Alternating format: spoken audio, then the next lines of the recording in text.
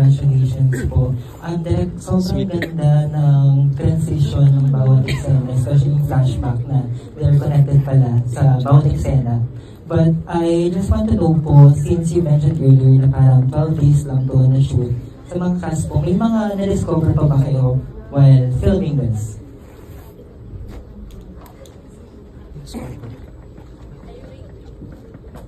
Yes. Yun sa mga cast po. Sa isa't isa? Yes. Sa isa't isa daw. Well, I worked with Jerome na before. I knew he was a good actor before coming to the set. Si Nadine first time. So, sabi na parang si... I mean... That's Pero, of course, I was super happy to be working with Nadine.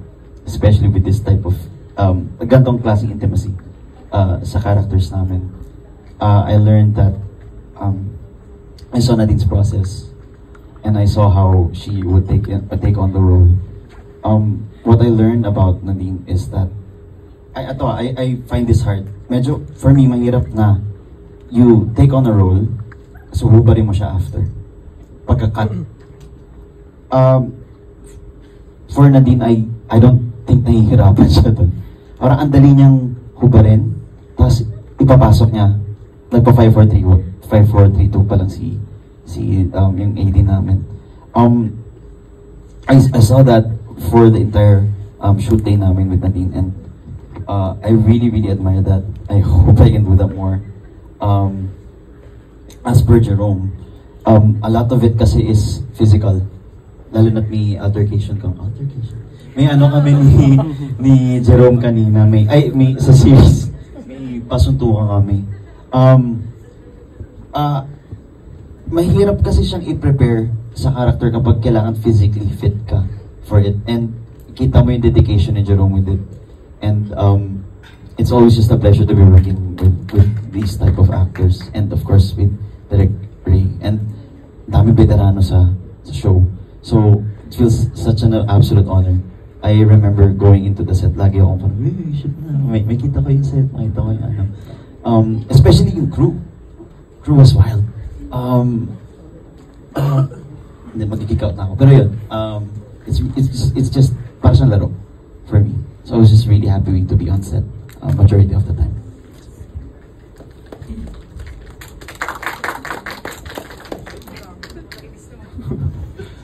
Sa akin, natuklasan ko. Well, ayun nga, katulad ng sabi ni Francis, katrabaho na kami before sa isang show at ang sarap lang ng, alam mo yun, yung mga moments na kami, imbis nagpapahinga kami, parehas kami in a way na gumagawa kami ng, hindi na basta matutulog, alam mo yun, may kipagkwentuhan kami, may matututunan kami, we ask people around na paano ginagawa to, about, you know, about dun sa craft na ginagawa namin. Si Francis kasi mas more on sa pag-direct. Ako kasi mga tanong ko about movies, ganito, sa shots, tinitingnan ko na paano ginagawa.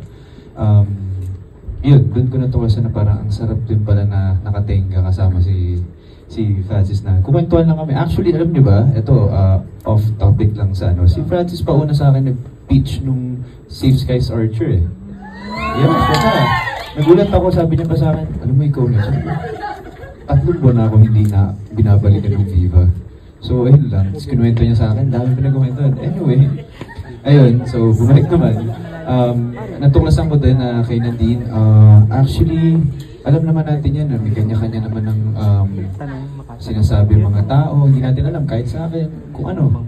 Doon mo na natuklasan na masaya katrabaho si Nadine, mabait, saka ano ba, very caring sa lahat. Alam mo, ang ganda ng mga kwentuhan namin ito, pero natuklasan ko din ang hirap din pala sa kanya maging antukin kasi hindi siya nagko-coffee. So, paano yun? Tapos, mahirap din siya kasabay kumain kasi puro gulay. So, paano yun?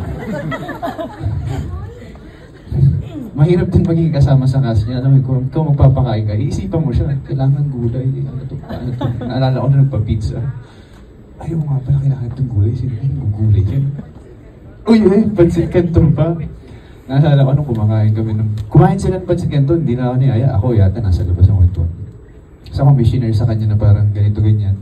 Alam mo ba yung pancit canton, hindi naman nabasa. Hindi, vegan yan. Yung oil niyan galing sa ganito, ganyan. Sabi niya, what? Stuck siya mga siguro 5 minutes. Hindi na siya kumain. Sabi, wala na akong magagawa, nakain ko na eh. Pero hindi na talaga ako kumain. So yun, ayun. Tapos kay Direk naman, appreciate ko lang po paano yung craft. Alam mo yun, bilang isang Direk Rated. I mean, sabi ko, ang sarap makatrabaho. Gusto ko pa siya makatrabaho. Kaya lagi ko siyang hinihiritan. Kapag may role, napadaan lang. Pwede na ako doon. Yun.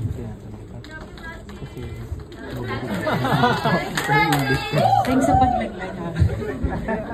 Niluwa ko naman after, guys. Basta, ako naman, I really like working with people na yung madaling katrabaho. Tsaka we're also very passionate.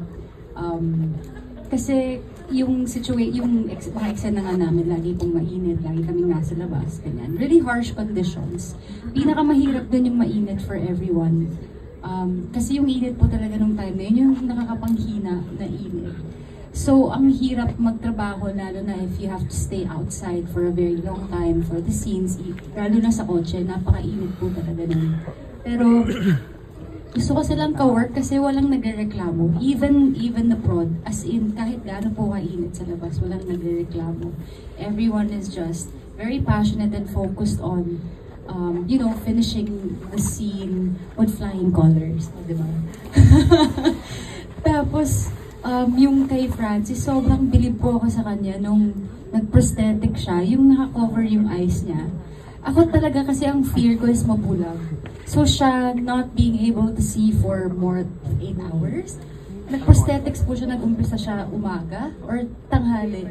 Tapos birthday pa niya yon. So after nung eksena niya, pagtanggal niya nung prosthetics na mata, may cake kami sa kanya sa harap niya.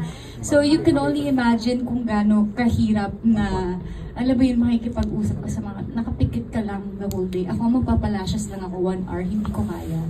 So, ang hirap nung pinagdaanan. And hindi siya nagko-complain, and he actually loved it pa.